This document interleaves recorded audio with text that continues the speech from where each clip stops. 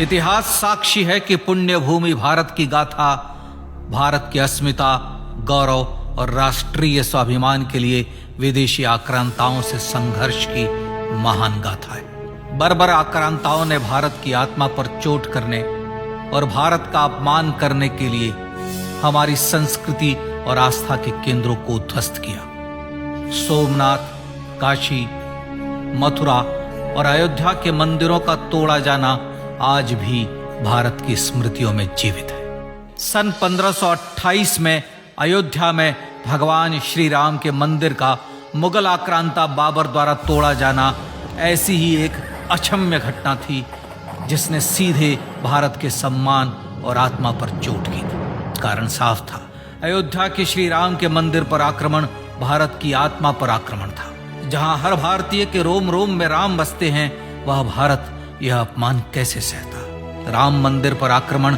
भारत को आहत कर गया था। विदेशी हमलावर अपनी बर्बरता दिखाते गए और भारत अपने आत्मगौरव को फिर से पाने के लिए संघर्ष करता रहा।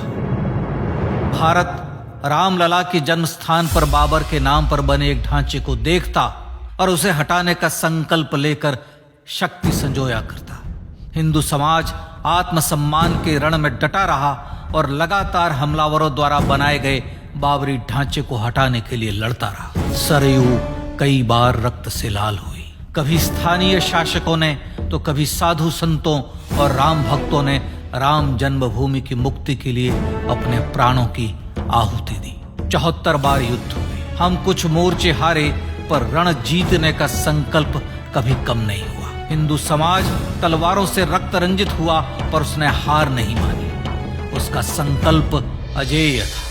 15 अगस्त 1947 को देश की आजादी के साथ सैकड़ों सालों से चले आ रहे इस संघर्ष में नई ऊर्जा और एक नया मोड़ आया। अचानक 23 दिसंबर 1949 को बाबरी ढांचे में श्री राम लला प्रकट हुए। हजारों राम भक्त दर्शन के लिए उमड़ पड़े। तत्कालीन प्रधानमंत्री पंडित जवाहरलाल नेहरू ने उत्तर प्रदेश सरकार को श्री राम लला को विवादित ढांचे से हटाने का आदेश दिया। उत्तर प्रदेश सरकार ने अयोध्या के कलेक्टर को यह काम दिया और यह निर्देश भी कि जरूरत पड़ने पर वे बल का प्रयोग भी करें। अयोध्या के कलेक्टर ने सरकार को उत्तर दिया कि यह नरसंहार के बिना संभव नहीं है और फिर भी वह ऐसा चाहती है तो किसी दूसरे कलेक्टर से यह काम करवा ले। परिणाम स्वरूप रामलला की मूर्ति वहीं विराजमान रही। विवादित ढांचे को बंद कर दिया गया। केवल पुजारी को सेवा अर्चना के लिए भीतर जाने की अनुमति थी। फिर भी राम भक्त विवादित ढांचे के बाहर से प्रभु श्री राम की आराधना करते रहे। भारत के हिंदू समाज के लिए चुनौतियां और बढ़ गई। मामला अदालत में गया। विपक्षी दलों द्वारा अदालत में भगवान श्री राम के अस्तित्व पर सवाल उठाए गए। उनके अयोध्या में ही जन्म लेने का प्रमाण मांगा गया। भारत का जनमानस अब आहत हो उठा था। आजाद भारत में भी हिंदू समाज को अपनी आस्था और श्रद्धा के लिए संघर्ष करना पड़ रहा था। चुनौतियों के इस समय में सन 1984 में विज्ञान भवन दिल्ली में विश्व हिंदू परिषद ने धर्म संसद का आयोजन किया। इस संसद में देश भर के संतों ने राम जन्मभूमि की मुक्ति के लिए आह्वान किया और राम जन्मभूमि मुक्ति यज्ञ समिति का गठन किया। धर्म संसद ने राम जन्मभूमि की मुक्ति और वहां भगवान श्री राम के भव्य मंदिर बनाने के भारत के जनमानस के संकल्प को फिर से दोहराया। विश्व हिंदू परिषद के नेतृत्व में मंदिर निर्माण के लिए पूरे देश में अभूतपूर्व आंदोलन की शुरुआत हुई। श्री राम जन्मस्थली मुक्ति यज्ञ समिति के साथ देश भर में राम जानकी की रथ यात्राएं निकली। राम लीलाओं में राम कथा के माध्यम से भारत का आम जन फिर से जुटा। अब सबके मन में एक ही प्रण था, एक ही लक्ष्य था। अयोध्या में जन्मभूमि पर भगवान श्री राम के भव्य मंदिर का निर्माण। सन 1989 में विश्व हिंदू परिषद द्वारा गांव-गांव से रामशिला पूजन करके अयोध्या भेजी गई। 2,75,000 गांवों से रामशिलाएं अयोध्या पहुंची। भव्य राम मंदिर के शिलान्यास का निर्णय हुआ। पूज्य संत महात्माओं और हिंदू समाज के अन्य प्रमुख नेताओं के निर्णय के अनुसार अनुसूचित जाति के प्रमुख नेता श्री कामेश्वर चौपाल ने 9 नवंबर 1989 को मंदिर निर्माण का पहला पत्थर रखा। राम जन्मभूमि पर मंदिर निर्माण के लक्ष्य की पूर्ति के लिए सन 1990 में सोमनाथ से अयोध्या के लिए श्री लाल कृष्ण आडवाणी ने रथ यात्रा की शुरुआत की। देश में जन भावनाओं का ज्वार उमड़ने लगा। श्री लाल कृष्ण आडवाणी के रथ यात्रा के साथ साथ मंदिर के लिए जन समर्थन बढ़ने लगा और छद्म सेकुलरवाद बेनकाब होने लगा। इस जन आंदोलन को रोकने की तमाम कोशिशें हुई पर सब व्यर्थ हुई। विश्व हिंदू परिषद ने देशवासियों से अयोध्या में जन्मभूमि पर मंदिर निर्माण के लिए 30 अक्टूबर और 1 नवंबर 1990 को कार सेवा का आह्वान किया। परिणाम स्वरूप लाखों राम भक्त कार सेवा के लिए देश के कोने कोने से अयोध्या आए। इससे देश की एकात्मता का विराट दर्शन हुआ। कार सेवकों को रोकने के लिए उत्तर प्रदेश के तत्कालीन मुख्यमंत्री श्री मुलायम सिंह यादव ने अयोध्या में परिंदे को भी पर न मारने देने की घोषणा की। स्थितियां गंभीर हो गई। अयोध्या से 200 किलोमीटर दूर रेलगाड़ियां रोक दी गई। अयोध्या युद्ध भूमि बना दी गई। मार्ग बंद, रेल बंद, चप्पे चप्पे पर पुलिस। अयोध्या सैनिक छावनी में बदल गई। राम नाम पर ऐसी पाबंदी कि अर्थी ले जा रहे लोगों तक को रोका गया क्योंकि वे राम नाम सत्य कह रहे थे। लेकिन सैकड़ों किलोमीटर की यात्रा कर कार सेवक अयोध्या पहुंचने लगे। राम के गीत गाते, होठों पर हंसी और पांव में छाले लिए राम काज के लिए राम भक्त देश विदेश से अयोध्या पहुंच ही गए। कार सेवकों पर गोलियां चली। अनेक कार सेवक शहीद हुए।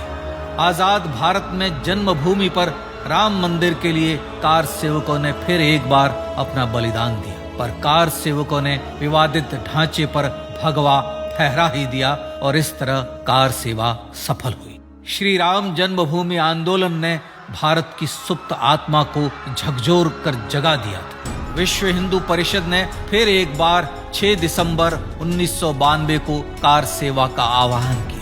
राम भक्तों को कार सेवा करने देने के लिए अदालत में प्रार्थना की गई, पर अदालत ने कोई निर्णय नहीं दिया। परिणाम स्वरूप बौद्ध, जैन, सिख, स्वामीनारायण संप्रदाय, गायत्री परिवार, हर पंथ मत विचार के हिंदू एकत्र हो गए। छूत अछूत का भेद मिटा, जाति की पहचान मिटी। हम सब हिंदू, हम सब सिंधु बन गए। राम सिंधु में ज्वार उठा और देखते ही देखते 6 दिसंबर 1992 को श्री राम जन्मभूमि से बाबरी ढांचा सदा के लिए हट गया।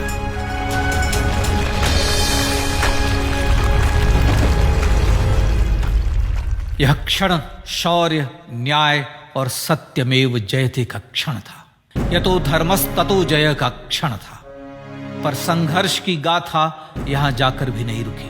छद्म सेकुलरवादियों द्वारा भारत और भगवान श्री राम के इतिहास को झुठलाने के लिए अदालतों में चुनौतियों का सिलसिला चलता रहा, जो 1950 से चल रहा था। हिंदू सिखों के बीच से गुजरते हुए भगवान श्री राम का दर्शन करने के लिए विवश थे। यह स्थिति थी आजाद भारत में श्री राम और राम भक्तों की। पर सत्य को तो जीतना ही था। आखिरकार देश के सर्वोच्च न्यायालय के 5 जजों की खंडपीठ ने 9 नवंबर 2019 को ऐतिहासिक निर्णय दिया और यह कहा कि अयोध्या जन्मभूमि परिसर की पूरी 67 एकड़ भूमि रामलला की, और न्यायालय ने भारत सरकार को जन्मभूमि पर मंदिर बनाने के लिए एक ट्रस्ट बनाने का आदेश दिया। सर्वोच्च न्यायालय के आदेश के अनुसार भारत सरकार ने 5 फरवरी 2020 को श्री राम जन्मभूमि तीर्थ क्षेत्र नाम के ट्रस्ट का गठन किया और राम जन्मभूमि न्यास की भूमि जो सरकार द्वारा अधिग्रहित की गई थी उसे ही नवनिर्मित न्यास को वापस दे दिया गया। 5 अगस्त 2020 को भारत के प्रधानमंत्री श्री नरेंद्र मोदी ने श्री राम जन्मभूमि तीर्थ क्षेत्र के अध्यक्ष पूज्य महंत नृत्य गोपाल दास, राष्ट्रीय स्वयंसेवक संघ के पूज्य सरसंघ चालक डॉक्टर मोहन भागवत एवं उत्तर प्रदेश के मुख्यमंत्री श्री योगी आदित्यनाथ की उपस्थिति में श्री राम जन्मभूमि पर भगवान श्री राम के भव्य मंदिर के लिए भूमि पूजन कर निर्माण कार्य का शुभारंभ किया। इस तरह लगभग 500 वर्षों से राम जन्मभूमि की मुक्ति के संघर्ष का पटाक्षेप हुआ। अपने आत्मसम्मान और राष्ट्रीय अस्मिता के लिए इतना लंबा संघर्ष विश्व के इतिहास में बेजोड़ है। श्री राम भारत की आत्मा, भारत की परिभाषा, हमारे राष्ट्रीय आदर्शों और जीवन मूल्यों के प्रतिनिधि मर्यादा पुरुषोत्तम हैं, जो हर हिंदू के होठों पर जन्म से मृत्यु तक रहे। बस यही हर हृदय में प्रार्थना होती है। राम भारतीय राष्ट्रीय स्वाभिमान और आसेतु हिमालय से समुद्र पर्यंत तक जन जन को एकात्मता के बंधन में बांधने वाले रक्षा सूत्र है।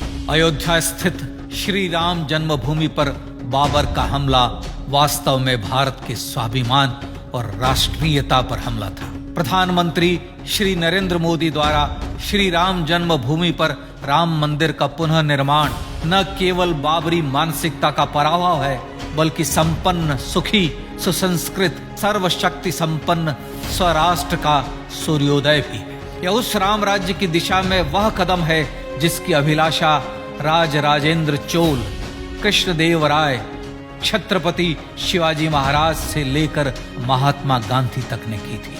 अयोध्या में जन्मभूमि पर भगवान श्री राम का मंदिर न सिर्फ राष्ट्रीय गौरव होगा, बल्कि वह श्री राम के आदर्शों का राष्ट्र मंदिर होगा। अब वह महान संकल्प पूरा होने जा रहा है। आइए इस राम यज्ञ, राष्ट्र यज्ञ में जिन ज्ञात और अज्ञात भारतीयों ने अपनी आत्माहुति दी है, उनका पुण्य स्मरण कर उन्हें श्रद्धांजलि दें।